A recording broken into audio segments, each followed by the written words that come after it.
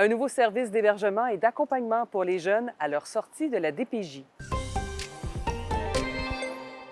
Un nouveau service d'accompagnement et d'hébergement pour les jeunes de 16 à 25 ans à leur sortie de la DPJ a été mis en place, un service qui permettra leur transition vers l'autonomie et la vie adulte. On peut écouter le ministre responsable Lionel Carman, suivi d'un jeune qui a bénéficié de ce service. Jusqu'à 25 des jeunes vivent un épisode d'itinérance après à leur sortie de la protection de la jeunesse.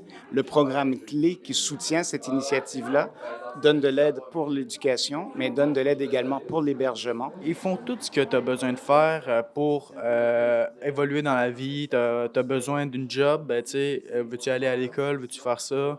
Ils m'ont vraiment aidé là-dedans. La fonderie Horn de Rouyn-Noranda demandait un délai supplémentaire de 18 mois pour atteindre le 15 nanogrammes, qui est la norme ou plutôt la cible prévue à l'autorisation ministérielle.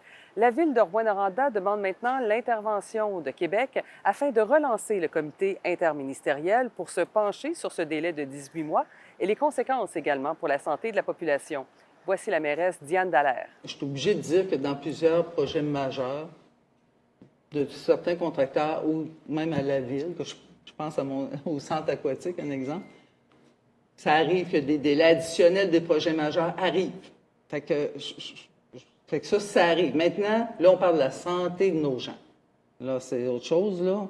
Alors, ce qu'on a dit, c'est que c'est vraiment, on n'est pas des spécialistes, on a besoin qu'on nous confirme que ce délai-là ne vient pas impacter la santé de notre population. Et en terminant, le syndicat Unifor se dit préoccupé à son tour par les tarifs américains qui pourraient toucher le bois d'œuvre. Si l'usine Ryam de Témiscamingue pourrait être épargnée, reste que ces pénalités de 30 % pourraient fragiliser l'industrie forestière.